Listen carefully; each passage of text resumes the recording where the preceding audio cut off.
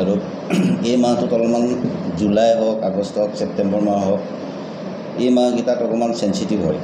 Japanese এনকেফেলাইটিছে বিগত বছৰকেইটাতো যথেষ্টখিনি অসুবিধাত পেলায় স্বাস্থ্য বিভাগক আৰু মানুহৰ যান প্ৰাণ হানি কৰে। এই ক্ষেত্ৰত মই বোকাখাতত এতিয়ালৈকে এটাও কেছ ৰিপৰ্ট পোৱা নাই বৰ্তমানলৈকে, আৰু মোৰ হস্পিটেলত এতিয়ালৈকে এটাও কেছ এডমিট নাই। আমি এনি টাইম এলাৰ্ট হৈ আছোঁ আৰু আমাৰ এৱাৰনেছ কেম্প চলি আছে, স্ক্ৰিনিং চলি আছে, টেষ্টিং চলি আছে। আমাক অনাৰেবল DC ছাৰো কৈছে যে তোমালোক এনি টাইম এলাৰ্ট থাকা, তোমালোকে এই ক্ষেত্ৰত অকণো অৱহেলা নকৰিবা, হেল্থ কেম্প কৰি থাকা। আৰু তেখেতে টেষ্টিং কৰিবলৈ দিছে, যিটো ব্লাড টেষ্ট কৰিব লাগে সেইটো কৰিবলৈ দিছে, মেলেৰিয়া টেষ্ট কৰিবলৈ দিছে। তাৰপিছত এই টেষ্টকেইটাৰ উপৰিও তেখেতে আমাক কৈছে কি হেল্থৰ বাকী যিমানখিনি পেৰামিটাৰ আছে আৰু হেল্থৰ যিখিনি এৱাৰনেছ আছে, কৰিবলগীয়া কাম আছে, সেই সকলোখিনিতে আমাক এইকেইদিন সম্পূৰ্ণৰূপে এলাৰ্ট থাকি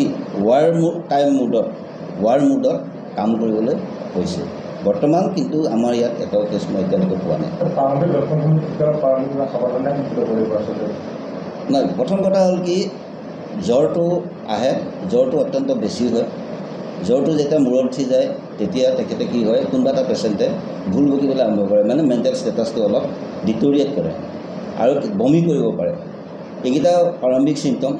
অতিপাত জ্বৰ, বমি কৰিব পাৰে, কেতিয়াবা বেহুচ হৈ যায়। গতিকে আমি জ্বৰ হোৱাৰ লগে লগে সাধাৰণতে এতিয়া আমি যেতিয়া এটা পেচেণ্ট আহে, জ্বৰ হৈ আহে, খুব সূক্ষ্মভাৱে পৰ্যবেক্ষণ কৰি আৰু তাত যিখিনি যাৱতীয় টেষ্ট আছে টেষ্টখিনি কৰাবলৈ দিব লাগে।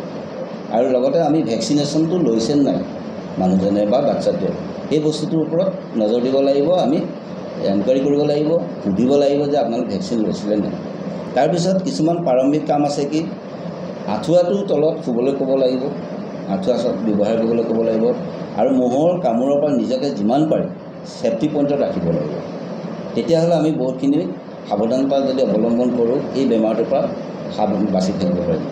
আৰু ঘৰতো মন কৰিব লাগিব যে আমাৰ চৌহদ কিমান চাফা চিকুণ আছে, ক'ৰবাত পানী পৰি আছে নে পানী জমা হৈ আছে নেকি, সেইখিনি চাফা কৰিব লাগিব যাতে মহৰ বংশ বৃদ্ধি নহয়। গতিকে কিছুমান কাম যদি আমি তেনেকৈ কৰোঁ আৰু স্বাস্থ্য বিভাগৰ লগত যদি আমি এনি টাইম সংলগ্ন হৈ থাকোঁ তেতিয়াহ'লে আমি এই বেমাৰটোৰ পৰা বহুত পৰিমাণে হাত কৰিব পাৰিম।